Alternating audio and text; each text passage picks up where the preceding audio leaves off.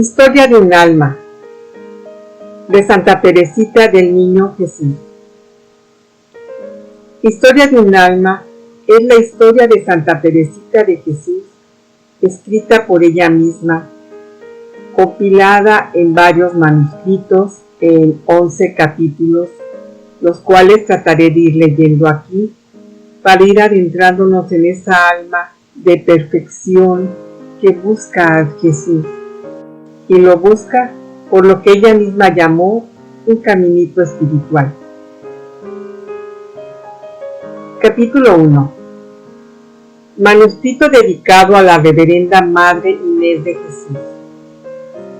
Alenquón, 1873-1827. Jesús, enero de 1895. Historia primaveral de una florecita blanca, escrita por ella misma y dedicada a la Reverenda Madre Inés de Jesús. El cántico de las misericordias del Señor. A ti, Madre querida, a ti, que eres doblemente mi Madre, quiero confiar la historia de mi alma. El día que me pediste que lo hiciera, pensé que eso disiparía mi corazón al ocuparlo de sí mismo. Pero después Jesús me hizo comprender que obedeciendo con total sencillez le agradaría. Además, solo pretendo una cosa: comenzar a cantar lo que un día repetiré por toda la eternidad: las misericordias del Señor. Antes de coger la pluma, me he arrodillado ante la imagen de María, la que tantas pruebas nos ha dado de las predilecciones maternales de la Reina del Cielo por nuestra familia. Y le he pedido que guíe ella mi mano para que no escriba ni una línea que no sea de su agrado. Luego, abriendo el Evangelio, mis ojos se encontraron con estas palabras: subió Jesús a una montaña y fue llamando a los que él quiso y se fueron con él. He ahí el misterio de mi vocación, de mi vida entera, y sobre todo el misterio de los privilegios que Jesús ha querido dispensar a mi alma. Él no llama a los que son dignos, sino a los que Él quiere. O como dice San Pablo: tendré misericordia de quien quiera y me apiadaré de quien me plazca. No es pues cosa del que quiere o del que se afana, sino de Dios que es misericordioso, en Romanos capítulo 9. Durante mucho tiempo me he preguntado por qué tenía Dios preferencia, por qué no recibían todas las almas las gracias en igual medida. Me extrañaba verle prodigar favores extraordinarios a los santos que le habían ofendido, como San Pablo o San Agustín, a los que forzaba, por así decirlo, a recibir sus gracias. Y cuando leía la vida de aquellos santos a los que el Señor quiso acariciar desde la cuna hasta el sepulcro, retirando de su camino todos los obstáculos que pudieran impedirles elevarse hacia Él, y previniendo esas almas con tales favores que no pudiesen empañar el brillo inmaculado de su vestidura bautismal, me preguntaba por qué los pobres salvajes, por ejemplo, morían en tan gran número sin haber oído ni tan siquiera pronunciar el nombre de Dios. Jesús ha querido darme luz acerca de este misterio.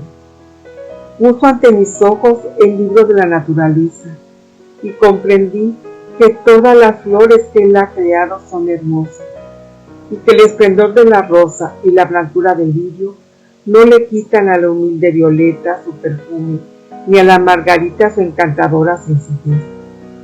Comprendí que si todas las flores quisieran ser rosas, la naturaleza perdería su gala primaveral y los campos ya no se verían esmaltados de florecillas. Eso mismo sucede en el mundo de las almas, que es el jardín de Jesús. Él ha querido crear grandes almas que pueden compararse a los lirios y a las rosas, pero ha creado también otros más pequeños, y estos han de conformarse con ser margaritas o violetas destinadas a recrear los ojos de Dios cuando mira sus pies. La perfección consiste en hacer su voluntad, en no ser lo que Él quiere que seamos. Comprendí también que el amor de nuestro Señor se revela lo mismo en el alma más sencilla, que no opone resistencia alguna a su gracia, que en el alma más sublime. Y es que, siendo propio del amor el abajarse, si todas las almas se parecieran a las de los santos doctores que han iluminado a la Iglesia con la luz de su doctrina, parecería que Dios no tendría que abajarse demasiado al venir a sus corazones. Pero Él ha criado al niño, que no sabe nada y que solo deja oír débiles sonidos, y ha creado al pobre salvaje, que solo tiene para guiarse la ley natural. Y también a sus corazones quiere Él descender. Estas son sus flores de los campos, cuya sencillez le fascina. Abajándose de tal modo, Dios muestra su infinita grandeza. Así como el sol ilumina a la res, a los cerdos y a cada florecilla, como si solo ella existiese en la tierra, del mismo modo se ocupa también nuestro Señor de cada alma personalmente, como si no hubiera más que ella.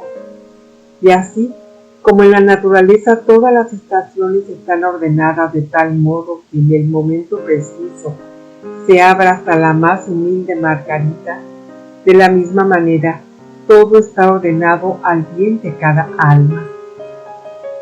Seguramente, madre querida, te estés preguntando extrañada a dónde quiero ir a parar, pues hasta ahora nada he dicho todavía que te parezca a la historia de mi vida.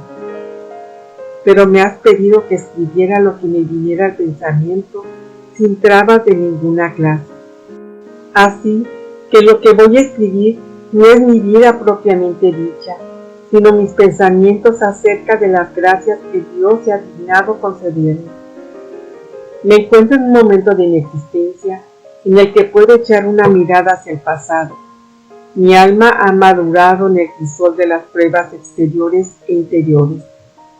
Ahora, como la flor fortalecida por la tormenta, levanto la cabeza y veo que en mí se hacen realidad las palabras del Salmo 22. El Señor es mi pastor, nada me falta. En verdes praderas me hace recostar, me conduce hacia fuentes tranquilas y repara mis fuerzas. Aunque camine por cañadas oscuras, ningún mal temeré, porque tú, Señor, vas conmigo. Conmigo el Señor ha ido siempre compasivo y misericordioso, lento a la ira y rico en clemencia. Por eso, Madre, vengo feliz a cantar a tu lado la misericordia del Señor. Para ti sola voy a escribir la historia de la florecita cortada por Jesús. Por eso te hablaré con confianza total, sin preocuparme ni del estilo ni de las numerosas digresiones que pueda hacer. Un corazón de madre comprende siempre a su hijo, aun cuando no sepa más que balbucir. Por eso estoy segura de que voy a ser comprendida y hasta adivinada por ti, que modelaste mi corazón y que se lo ofreciste a Jesús. Me parece que si una florecilla pudiera hablar, diría simplemente lo que Dios ha hecho por ella, sin tratar de ocultar los regalos que Él le ha hecho. No diría sobre pretexto de falsa humildad que es fea y sin perfume, que el sol le ha robado su esplendor y que las tormentas han tronchado su tallo, cuando está íntimamente convencida de todo lo contrario. La flor que va a contar tu historia se alegra de poder pregonar las delicadezas totalmente gratuitas de Jesús. Reconoce que en ella no había nada capaz de atraer sus miradas divinas y que solo su misericordia ha obrado todo lo bueno que hay en ella. Él la hizo nacer en una tierra santa e impregnada toda ella como de un perfume virginal. Él hizo que la precedieran 8 libros deslumbrantes de blancura. Él, en su amor, quiso preservar a su florecita del aliento envenenado del mundo. Y apenas empezaba a enfriarse su corola, Este divino Salvador la trasplantó a la montaña del Carmelo, donde los 2 lirios que la habían rodeado de cariño y acunado dulcemente en la primavera de su vida, expandían ya su suave perfume. 7 años han pasado desde que la florecilla echó raíces en el jardín del esposo de las vírgenes, y ahora 3 lirios, contándolo a ella, cimbrean allí sus corolas perfumadas. Un poco más lejos, otro lirio se está abriendo bajo la mirada de Jesús, y los 2 tallos benditos de los que brotaron estas flores están ya reunidos para siempre en la patria celestial. Allí se han encontrado con los otros 4 lirios que no llegaron a abrir sus corolas en la tierra. Ojalá Jesús tenga bien no dejar por mucho tiempo en tierra extraña a las flores que aún quedan en el destierro. Ojalá que pronto el ramo de lirio se vea completo en el cielo. Rodeada de amor.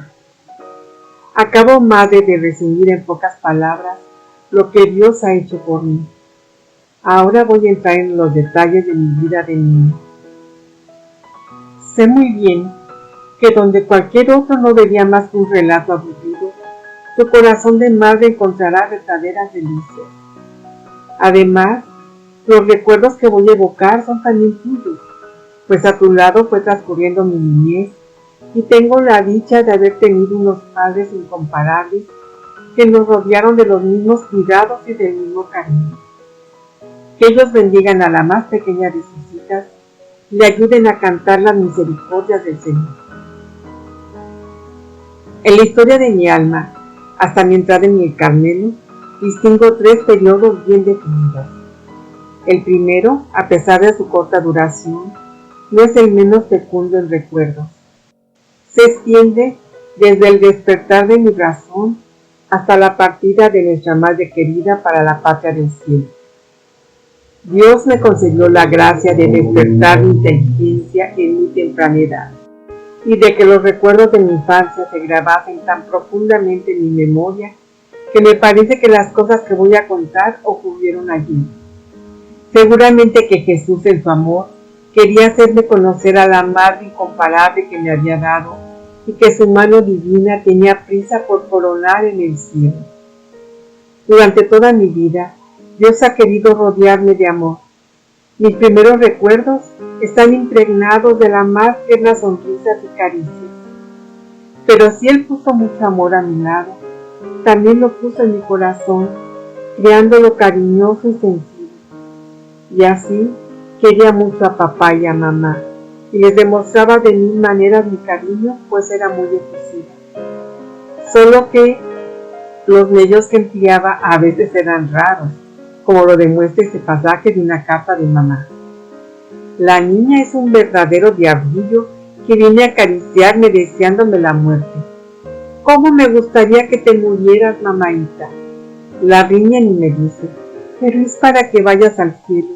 ¿No dices que tenemos que morirnos para ir allá? Y cuando está con estos arrebatos de amor, desea también la muerte a su padre. Y mira lo que el 25 de junio de 1874, cuando yo tenía apenas 18 meses, decía mamá de mí: tu padre acaba de instalar un columpio. Celina está loca de contenta, pero hay que columpiarse a la pequeña.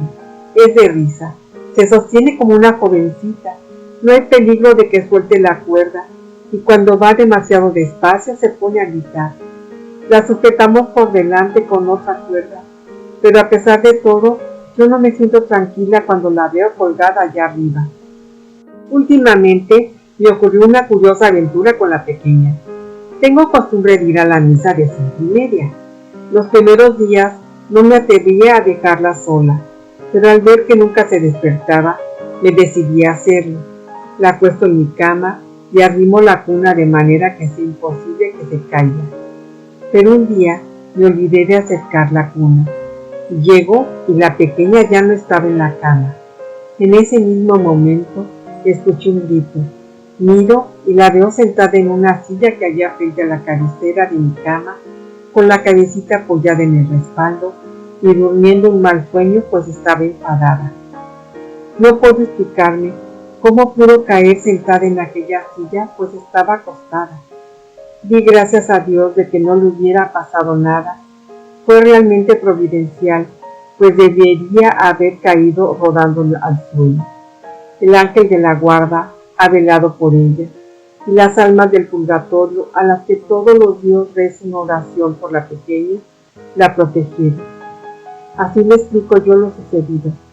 Tú explícatelo como quieras. Al final de la carta, mamá añadía: ahora la niña ha venido a pasarme la manita por la cara y a darme un beso. Esta criatura no quiere dejarme en un instante y no se aparta de mi lado. Le gusta mucho salir al jardín, pero si yo no estoy allí, no quiere quedarse y se echa a llorar, y no para de hacerlo hasta que me la trae. Y este es un pasaje de otra carta. Teresita me preguntaba el otro día si iría al cielo. Yo le dije que sí, si se portaba bien, y me contestó: ya, y si no soy buena iré al infierno. Pero sé muy bien lo que haré en ese caso. Me echaré a volar contigo, que estarás en el cielo, y cómo se las arreglará Dios para cogerme. Tú me apretarás muy fuertemente entre tus brazos. Y leí en sus ojos que estaba firmemente convencida de que Dios no podía hacerle nada mientras estuviese en los brazos de su madre. María quiere mucho a su hermanita y dice que es muy buena. No es extraño, pues esta criatura tiene miedo a darle el menor disgusto. Ayer quise darle una rosa, pues sé que le gustan mucho, pero se puso a suplicarme que no la cortase, porque María se lo había prohibido. Estaba excitadísima. No obstante, le di dos y no se atrevía a aparecer por casa. En vano le decía que las rosas eran mías. Que no, decía ella, que son de María. Es una niña que se emociona con gran facilidad. Cuando hace algún pequeño desaguisado, todo el mundo tiene que saberlo. Ayer rasgó sin querer una esquinita del empapelado y se puso que daba lástima. Había que decírselo enseguida a su padre. Cuando éste llegó, 4 horas más tarde, ya nadie pensaba en lo sucedido, pero ella fue corriendo a decirle a María: dile enseguida a papá que he rasgado el papel. Y estaba allí como un criminal que espera su condena, pero tiene su teoría de que, si se acusa, la perdonarán más fácilmente. Quería mucho a mi madrina. Parecía que no, pero me fijaba mucho en todo lo que se hacía y se decía a mi alrededor, y me parece que juzgaba ya las cosas como ahora. Escuchaba muy atentamente lo que María enseñaba a Celina, para actuar yo como ella. Después que salió de la visitación, para obtener el favor de ser admitida en su cuarto durante las clases que le daba a Celina, me portaba muy bien y hacía todo lo que me mandaba. Por eso me colmaban de regalos, que pese a su escaso valor, me hacían mucha ilusión. Estaba muy orgullosa de mis 2 hermanas mayores, pero mi ideal de niña era Paulina. Cuando estaba empezando a hablar y mamá me preguntaba: ¿en qué piensas?, la respuesta era invariable: en Paulina. Otras veces pasaba mi dedito por el cristal de la ventana y decía: estoy escribiendo Paulina. Oía decir con frecuencia que seguramente Paulina sería religiosa, y yo entonces, sin saber lo que era eso, pensaba: yo también seré religiosa. Es este uno de mis primeros recuerdos, y desde entonces ya nunca cambié de intención. Fuiste tú, madre querida, la persona que Jesús escogió para desposarme con él. No estabas entonces a mi lado, pero ya se había creado un lazo entre nuestras almas. Tú eras mi ideal.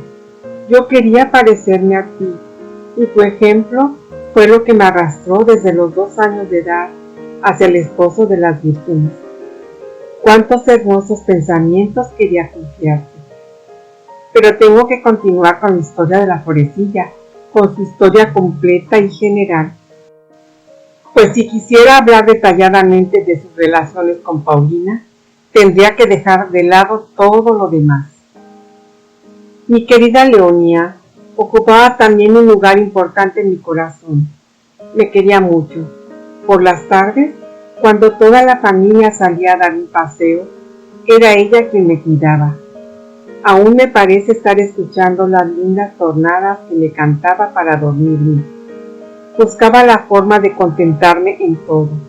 Por eso me habría dolido mucho darle algún disgusto.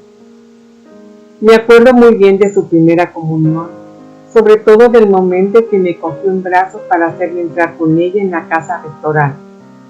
Me parecía tan bonito ser llevada en brazos por una hermana mayor, toda vestida de blanco como yo.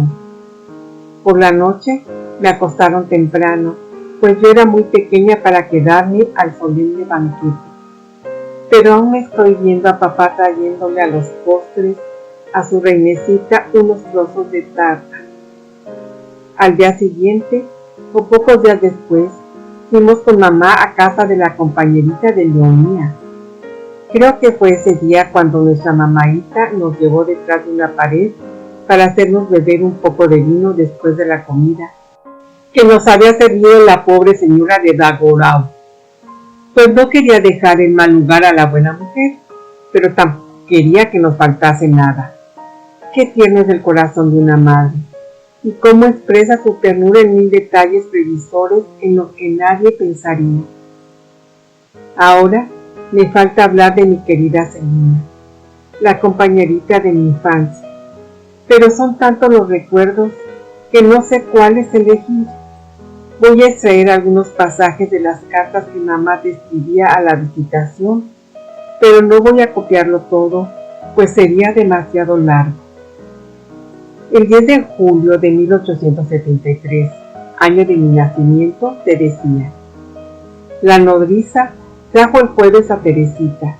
Se pasó todo el tiempo riendo. La que más le gustó fue la pequeña Celina. Se reía con ella a carcajadas. Te diría que ya tiene ganas de jugar. No tardará en hacerlo. Se sostiene sobre las piernecitas, más tiesa que una estaca. Creo que pronto empezará a andar y que tendrá buen carácter. Parece muy inteligente y tiene pinta de predestinada. Pero cuando mostré mi cariño a mi querida Celinita, fue sobre todo después de dejar a mi nodriza. Nos entendíamos muy bien, solo que yo era mucho más vivaracha y mucho menos ingenua que ella. Aunque tenía 3 años y medio menos, me parecía que fuésemos de la misma edad.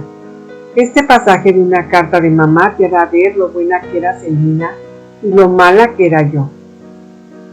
Mi Celinita está decididamente inclinada a la virtud.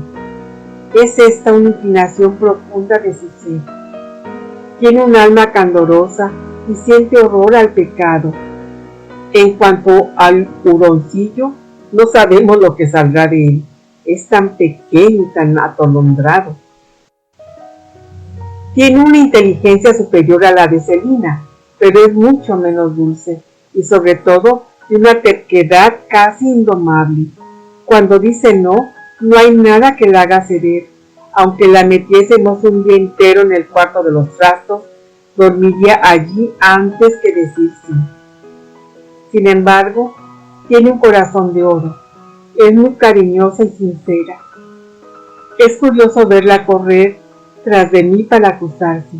Mamá, he empujado a Celina, pero solo una vez. La he pegado una vez, pero no lo volveré a hacer. Y así en todo lo que hace. El jueves por la tarde fuimos a dar un paseo hacia la estación y se empeñó en entrar en la sala de espera para ir a buscar a Paulina. Corría adelante con una alegría que daba gloria verla, pero cuando vio que teníamos que volvernos sin subir al tren para ir a buscar a Paulina, se pasó todo el camino llorando. Esta última parte de la carta me recuerda la dicha que sentía al verte volver de la visitación. Tú, madre querida, me cogías en brazos y María cogía en los suyos a Celina. Entonces yo te hacía 1000 caricias y me echaba hacia atrás para mirar tu larga trenza. Luego me dabas una tableta de chocolate que habías guardado durante 3 meses Imagínate qué reliquia era eso para mí. Viaje a Le Mans. Me acuerdo también del viaje que hice a Le Mans. Era la primera vez que iba en tren. Qué alegría verme viajar sola con mamá. Sin embargo, ya no recuerdo por qué me eché a llorar. Y nuestra pobre mamaíta solo pudo presentar a nuestra tía de Le Mans a un feo bichito todo enrojecido por las lágrimas que había derramado en el camino. No guardo ningún recuerdo de la visita al locutorio, a no ser del momento en que mi tía me pasó un ratoncito blanco y una cestita de cartulina llena de bombones sobre los que campeaban dos preciosos anillos de azúcar, justamente del tamaño de mi dedo. Inmediatamente exclamé: ¡qué bien! Ya tengo un anillo para Celina. Pero hay dolor. Cojo la cesta por el asa, doy la otra mano a mamá y nos vamos. A los pocos pasos miro la cesta y veo casi todos los bombones desparramados por la calle como si fueran los guijarros de Pulgarcito. Miro más atentamente y veo que uno de los preciosos anillos había corrido la suerte fatal de los bombones. Ya no tenía nada que llevar a Celina. Entonces estalla mi dolor. Pido volver sobre mis pasos, pero mamá no parece hacerme caso. Aquello era demasiado. A mis lágrimas siguieron mis gritos. No podía comprender que mamá no compartiese mi dolor, y eso acrecentaba todavía más mi sufrimiento. Mi carácter. Vuelvo ahora a las cartas en las que mamá te habla de Celina y de mí. Es el mejor medio que puedo emplear para darte a conocer mi carácter. He aquí un pasaje en el que mis defectos brillan en todo su esplendor. Celina está entretenida con la pequeña jugando a los dados y riñen de vez en cuando. Celina cede para añadir una perla a su corona. Yo me veo obligada a reprender a esta pobre niña que coge unas rabietas terribles cuando las cosas no salen a su gusto y se revuelca por el suelo como una desesperada pensando que todo está perdido. Hay momentos en que es más fuerte que ella y se le corta la respiración. Es una niña muy nerviosa. De todas maneras es un encanto y muy inteligente y se acuerda de todo. Ya ves, madre mía, qué lejos estaba yo de ser una niña sin defectos. Ni siquiera se podía decir de mí que fuese buena cuando estaba dormida, pues de noche era todavía más revoltosa que de día. Mandaba paseo todas las mantas, dormida y todo, me daba golpes contra los largueros de mi camita. El dolor me despertaba y entonces decía: mamá, me he golpeado. Nuestra pobre mamaíta se veía obligada a levantarse y comprobaba que en efecto tenía chichones en la frente y me había golpeado. Me tapaba bien y volvía a acostarse, pero al cabo de un momento yo volvía a golpearme, de suerte que se vieron obligados a atarme en la cama. Todas las noches la pequeña Celina venía a anudar las incontables cuerdas destinadas a evitar que el diablillo se golpease y despertara a su mamá. Esta medida dio buen resultado y desde entonces ya fui buena mientras dormía. Tenía también otro defecto estando despierta, del que mamá no habla en sus cartas, que era un gran amor propio. No voy a darte más que 2 ejemplos para no alargar demasiado mi narración. Un día me dijo mamá: Teresita, si besas el suelo, te doy 5 céntimos. 5 céntimos era para mí toda una fortuna, y para ganarlos no tenía que bajar demasiado de mi altura, pues mi exigua estatura no me separaba muchos palmos del suelo. Sin embargo, mi orgullo se rebeló. La sola idea de besar el suelo, y poniéndome muy tiesa le dije a mi mamá: no, mamaíta, prefiero quedarme sin los 5 céntimos. En otra ocasión teníamos que ir a Grosny a visitar a la señora de Monnier.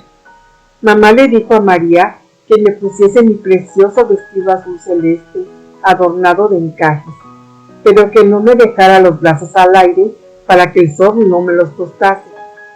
Yo me dejé, con la indiferencia propia de las niñas de mi edad, pero interiormente pensaba que habría estado mucho más bonita con los bracitos al aire. Con una forma de ser como la mía, si hubiera sido educada por unos padres sin virtud, o incluso si hubiese sido mimada por Luisa como Celina, habría salido muy mala, y tal vez hasta me habría perdido. Pero Jesús velaba por su pequeña prometida, quiso que todo redundase en su bien, incluso sus defectos, que corregidos a su tiempo, le sirvieron para crecer en la perfección. Como tenía amor propio y también amor al bien, en cuanto empecé a pensar seriamente, y lo hice desde muy pequeña, bastaba que me dijeran que algo no estaba bien para que se me quitasen las ganas de hacérmelo repetir 2 veces. Veo con agrado que las cartas de mamá, a medida que iba creciendo, le daba mayores alegrías. Como no tenía más que buenos ejemplos a mi alrededor, quería seguirlos como la cosa más natural del mundo. Esto es lo que escribía en 1876. Hasta Teresa quiere ponerse a veces a hacer prácticas. Es una niña encantadora, más lista que el hambre, muy vivaracha, pero de corazón sensible. Celina y ella se quieren mucho. Se bastan solas para entretenerse. Todos los días, en cuanto acaban de comer, Celina va a buscar su gallo y atrapa al primer golpe la gallina de Teresa. Yo no consigo hacerlo, pero ella es tan hábil que la coge a la primera. Después se van las dos con sus animalitos a sentarse al amor de la lumbre, y así se entretienen un buen rato. La gallina y el gallo me los había regalado Rosita, y yo le di el gallo a Celina. El otro día Celina durmió conmigo, y Teresa se acostó en el segundo piso en la cama de Celina. Había pedido a Luisa que la bajase abajo para vestirla, y cuando Luisa subió a buscarla, encontró la cama vacía. Teresa había oído a Celina y había bajado con ella. Luisa le dijo: ¿O sea que no quieres bajar a vestirte? No, Luisa, no. Nosotros somos como las 2 gallinitas que no pueden separarse. Y al decir esto se abrazaban y se echaban la una contra la otra. Luego por la tarde, Luisa, Celina y Leonia se fueron al círculo católico y dejaron en casa a la pobre Teresa, que entendía perfectamente que ella era demasiado pequeña para ir, y decía: si por lo menos quisieran acostarme en la cama de Celina. Pero no quisieron. Ella no dijo nada y se quedó sola con su lamparita. Al cuarto de hora estaba ya profundamente dormida. Otro día mamá escribía también: Celina y Teresa son inseparables. No es fácil ver a 2 niñas que se quieran tanto. Cuando María viene a buscar a Celina para la clase, la pobre Teresa se queda hecha un mar de lágrimas. Ay, ¿qué va a hacer de ella si se va su amiguita? María se compadece y se la lleva también, y la pobre criatura se pasa 2 o 3 horas sentada en una silla. Le dan unas cuentas para que las ensarte, o algún trapo para qué cosa. No se atreve a rebullir y lanza con frecuencia profundos suspiros.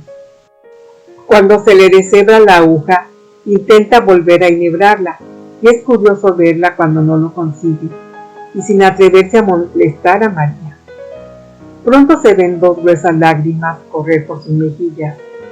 María la consuela inmediatamente y le vuelve a enhebrar la aguja, y el pobre angelito sonríe a través de sus lágrimas. Recuerdo en efecto que no podía vivir sin Celina, y que prefería levantarme de la mesa sin terminar el postre a no irme tras ella. En cuanto se levantaba, me volví en mi silla alta pidiendo que me bajasen y nos íbamos las 2 juntas a jugar. A veces nos íbamos con la hija del gobernador, lo cual me gustaba mucho a causa del parque y de los preciosos juguetes que nos enseñaba. Pero más que nada iba allí por complacer a Celina, ya que prefería quedarme en nuestro jardincito raspando las tapias, pues quitábamos todas las brillantes lentejuelas que había en ellas y luego íbamos a vendérsela a papá, que nos las compraba muy serio. Los domingos, como yo era muy pequeña para ir a las funciones religiosas, mamá se quedaba a cuidarme. Yo me portaba muy bien y andaba de puntillas mientras duraba la misa. Pero en cuanto veía abrirse la puerta, se producía una explosión de alegría sin igual. Me precipitaba al encuentro de mi preciosa hermanita, que llegaba adornada como una capilla, y le decía: «Celina, dame enseguida pan bendito». A veces no lo traía porque había llegado demasiado tarde. ¿Qué hacer entonces? Yo no podía pasarme sin él, era mi misa. Pronto encontré la solución. ¿No tienes pan bendito? Pues hazlo. Dicho y hecho. Celina cogió una silla, abría la alacena, cogía el pan, cortaba una rebanada y rezaba muy seria un Ave María sobre él. Luego me lo ofrecía, y yo, después de hacer con él la señal de la cruz, lo comía con gran devoción, encontrándole exactamente el mismo gusto que el del pan bendito. Con frecuencia hacíamos juntas conferencias espirituales. He aquí un ejemplo que entresaco de las cartas de mamá.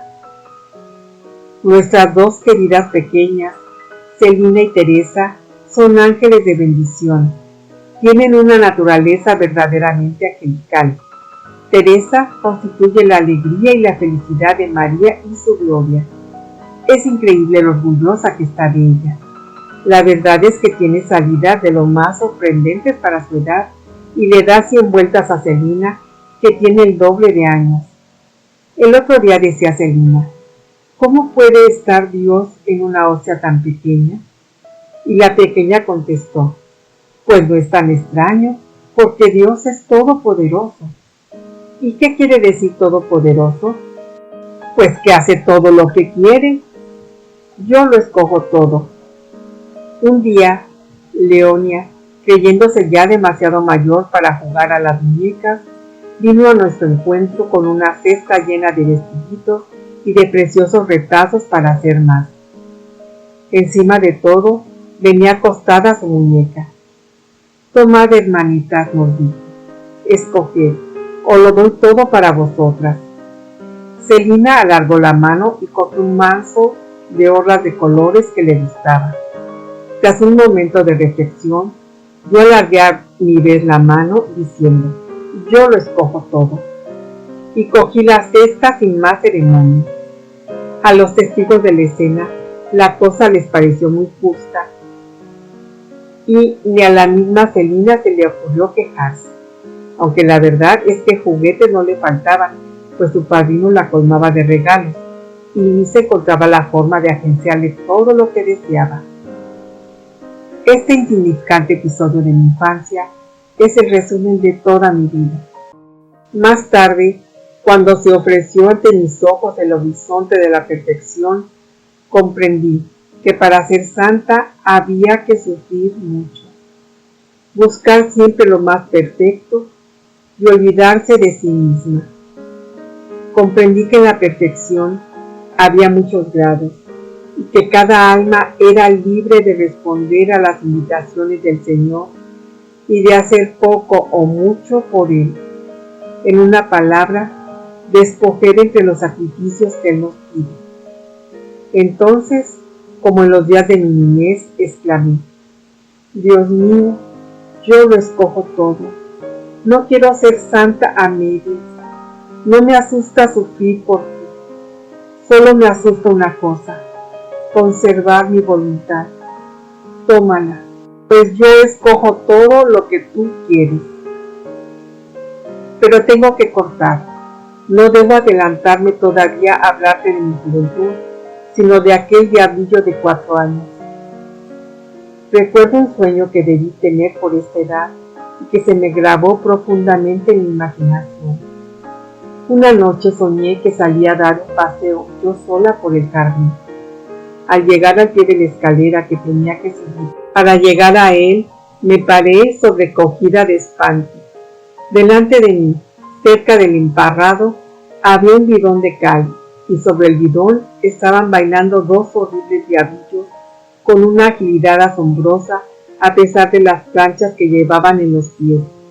De repente, fijaron en mí sus ojos encendidos, y luego, en ese mismo momento, como si estuvieran todavía más asustados que yo, saltaron del bidón al suelo y fueron a esconderse en la ropería que estaba allí enfrente.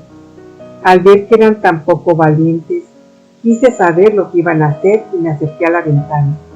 Allí estaban los pobres diablillos, corriendo por encima de las mesas y sin saber qué hacer para huir de mi mirada. A veces se acercaban a la mirada mirando nerviosos y seguía yo allí, y al verme volvían a echar a correr como desesperados. Seguramente este sueño no tiene nada de extraordinario.